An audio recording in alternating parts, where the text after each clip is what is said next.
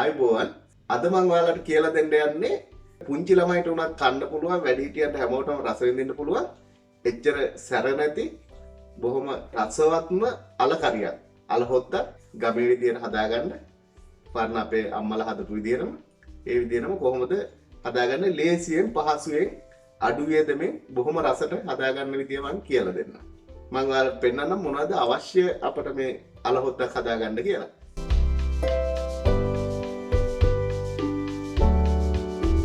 අපිට අල හොද්දක් හදාගන්න අල අවශ්‍යයිනේ. මම අල අරගත්තා. මෙතන ගෙඩි 4ක් වගේ ගත්තා. මගේ වත්තේ වවපුවා තමයි මේවා නම් ඔයාලට ඕනම තැනක අල හොයාගන්න පුළුවන්. කැන්ඩාවේ නම් අල ගොඩක් ගන්න අඩුයි. තම්බල ඉස්සෙල්ලා අල පොත්ත අයින් කරලා මේ විදිහට පොඩි වෙට කපා ගන්න. පොල් කිරි මම කප් එකක් අරගත්තා. දැන් මේක අල හොද්දක් හදන්න උනාට අපි පොල් කිරි ටිකක් අඩුවෙන් අරගෙන මම කියලා දෙන්නම් මේක වැඩි කරගන්න ක්‍රමයක් තියෙනවා. ඒක මම පෙන්නන්නම්. පොල් තෙල් මේ සැන්දි දෙකක් අරගත්තා මම. බීලුණු සාමාන්‍ය ගෙඩියකින් 4 එකක වගේ ප්‍රමාණයක් ගත්තා. සුදු ලුණු එක බික් එකක් අරගත්තේ මේ විදිහට පුංචිට හීනුවට කෑලි කපලා. ලුණු අවශ්‍ය ප්‍රමාණය මේ විදිහට රම්ප කැබැල්ලක්, කරපිංච පොළ කිහිපයක්, මිරිස් කුඩු තේ හැඳි භාගයක වගේ ප්‍රමාණයක් ගත්තේ. ගොඩක් දාන්න එපා. 3-5 කුඩු තේ හැන්දක ප්‍රමාණයක්, උම්මලකඩ මේස හැන්දක ප්‍රමාණයක් අරගත්තා. උම්මලකඩ කැමති ඇති කෙනෙක් ඉන්නවා නොදා ඉන්නත් පුළුවන්. කහ කුඩු තේ හැන්දි භාගයයි, තක්කලි ගෙඩියකින් භාගයක් ගත්තා. දැන් අපි අල හොද්ද හදාගන්නකොට පොඩක් උකුවට හදාගන්නවානේ. මේක හොද්දක්නේ. අනිත් එක අපි දැන් පුංචි අයට උනත් කන්න පුළුවන් විදිහට මේක හදන්නේ. ඉතින් හැබැයි මම පොල් කිරි ගත්තේ එක කප් එකක් වගේ ගත්තේ. දැන් මේ දවස්වල පොලුත් ගාන වැඩි නේ ලංකාවේ. පොල් කිරි ටිකක් උකුවට නැතුවත් කමක් නැහැ. දී කිරි වගේ ගත්තත් කමක් නැහැ. නමුත් කිරි රසට හොඳට උකුවට හදාගන්න පුළුවන්. මේකෙදි මම කරන්නේ තඹපු අල කෑල්ලක් අරගෙන මේ කපේට දාලා හොඳට කුඩු කරලා පොල් කිරි ටික ඒකට කලවම් කරගන්නවා. එතකොට මේක කිරිත් උකු වෙනවා, රසත් හොඳ රසක් එනවා මේ අල හොද්දේ. අල ටික කලින් තඹලා හොඳට පොතු ඇරලා පුංචිර කෑලි ටික කපා ගන්න මම ඉස්සෙල්ලා පෙන්නුවා වගේම. අල තඹද්දී ලුණු ටිකක් දාගන්න අල වලට එතකොට හොඳට ලුණු උරා ගන්නවා. ඒ විදිහට තියෙන්නේ. දැන් මේ උම්මලකට කැමති ඇති කෙනෙක් ඉන්නවනම් උම්මලකට අයින් කරන්න පුළුවන්. හැබැයි උම්මලකට දැම්මොත් ගොඩක් දේ ලංකාවේ ආයි උම්මලකට රසට කැමතිනේ. ඔය පොඩ්ඩක් ඇති පොඩ්ඩක් මේස හැන්දක් තේ හැන්දක් දාපුවාම පොඩ්ඩක් එක් කරත් ඇති පුංචි බොහෝ දුරට ඒ රසට කැමති අය. ඒතකොට කන අනිත් දේ තමයි දැන් මේකේ තෙල් තියෙනවා. උම්මලකට දාපුවාම අල මේ ඔක්කොම එද්දි දරුවෝ අලයිපත් විතරක් කෑවා අවශ්‍ය පෝෂණය ඔක්කොම එකතු වෙනවා දරුවන්ට. ඉතින් ඒ ගැන හිතලා මේක හොඳ රසට හදාගමු අපි. මිරිස් කුඩු මත තියන බොහොම පොඩ්ඩක් දාන්න. ඒතකොට පොඩි අය කැමැත්තෙන් කනවා. දැන් මම ඔයාලට පෙන්නන්න මේක හදන විදිය.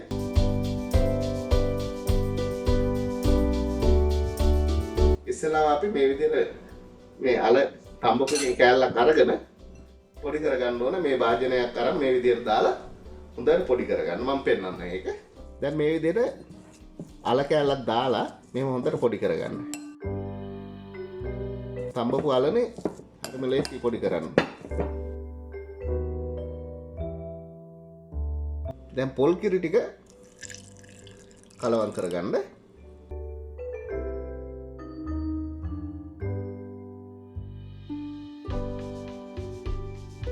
බලන්න පේනවා දැන් මේ අල එක හොඳට පොඩි කරගත්තා මම පොල් කිරි ටිකක් දාලා. ඊටු පොල් කිරි ටිකක් දාගන්න මේකට. දැන් හොඳට කලවම් කරගෙන තව වතුර කප් එකක් දාන්න මේකට. එතකොට දැන් මෙතන කිරි කප් දෙකක් හැදිලා තියෙනවා අපේ.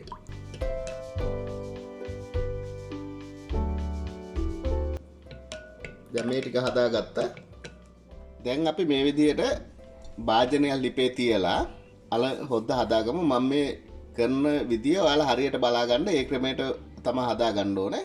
ඉස්සෙල්ලාම අපි මෙහෙම භාජනේ ලිපේ තියලා ලිප ඔන් කරලා භාජනයට අපි තෙල් ටිකක් දාගන්න ඕනේ. තෙල් ටික දාගන්න භාජනයට රත් වෙන්න.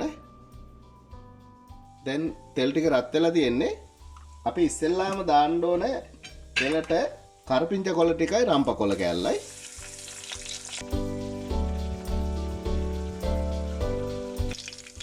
ඊළඟට දාන්න සුදු ලුණු ටික, දී ලුණු,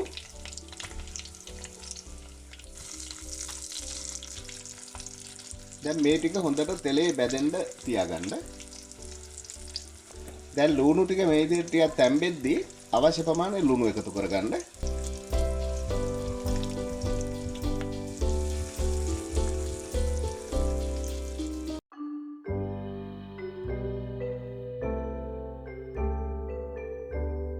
දැන් මේ විදිහට ලුණු ටික රන්වන් පාට වෙන්න බැදෙනකොට අපි ඉස්සෙල්ලාම මේකට කලවම් කරගන්න කහ කුඩු ටික. කහ කුඩු දැම්මා. මිරිස් කුඩු 3-5 කුඩු. දාලා මේ විදිහට කලවම් කරගන්න බැදුම හොඳට තෙල් පෑදෙන විදිහට. දැන් මේක තප්පර 30ක් වගේ බැදුනහම ඉස්සෙල්ලාම අපි මේකට දා ගන්නවා. අපි දැන් හදාගත්තනේ පොල් කිරි එක හදාගත්තනේ අල කලවම් කරලා. ඒ පොල් කිරි ටික හොද්දට දාගන්න.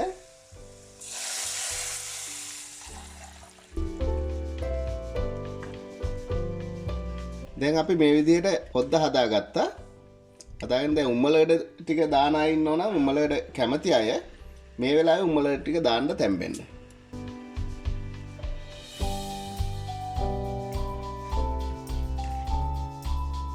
දැන් මේ විදිහට අපේ හොද්ද පැහිලා උම්මලඩ ටික තැම්බෙද්දී අපි දැන් කපාගත්ත තක්කලි ටික කලවම් කරගන්න.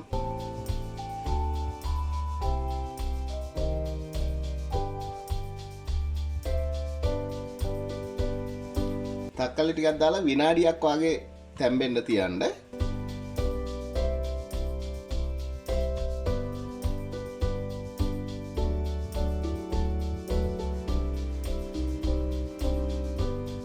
දැන් තක්කලි ටික දාලා විනාඩියකට පස්සේ මේ විදිහට පැහෙද්දී අපි කපාගත්ත අල ටික කලවම් කරන්න.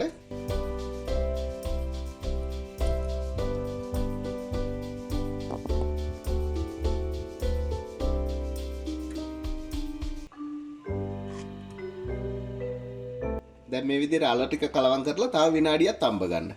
එතකොට ඔක්කොම අපි අල හොද්ද හදලා ඉවරයි.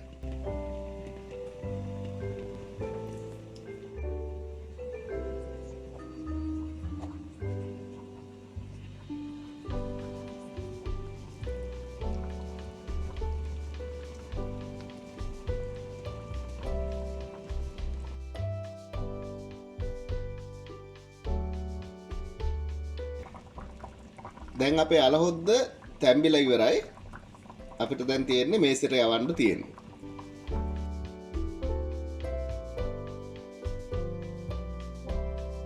ඉතින් ඔන්න ඔය විදිහට තමයි මම අල කරි එක හැදුවේ. ඔයාලත් මේ විදිහටම හදන්න හදලා පවුලයත් එක්ක රස විඳින්න. හරිම සුවඳ වේ දැන් එනවා මේ උඩට සුවඳ එනවා. ඔයාලා ගෙදර හදන්නකො මුළු ගේම සුවඳයි. අල හොද්දේ සුවඳ හරිම සුවඳයි. ඒ රස සුවඳ විඳින්න ඔයාලට අවස්ථාව තියෙනවා. ඔයාලා මේ විදිහටම හදන්න. හැබැයි මම මේ පෙන්වුව විදිහටම හරිම ලේසියිනේ. ඒ ක්‍රමයට හදාගන්න ඕනේ. එතකොට මේ මං හදපු අල හොද්ද විදිහටම අල හොද්දක් හදාගන්න පුළුවන්. රස බලලා මටත් කියලා එවන්න. එහෙනම් ඉතින් මම මේ වගේ වීඩියෝ තව ඔයාලට ඉදිරිපත් කරනවා. රැඳී සිටින්න. මම සබ්ස්ක්‍රයිබ් කරා ඇති අය ඉන්නවා සබ්ස්ක්‍රයිබ් කරන්න, ලයික් කරන්න, කමෙන්ට් දාන්න. මං ආසයි ඒවා බලන්න. මං ඔයාලට අලුත් දේ දෙන්න. එහෙනම් හැමෝම පරිස්සමින් ඉන්න. ආයිබෝවන්.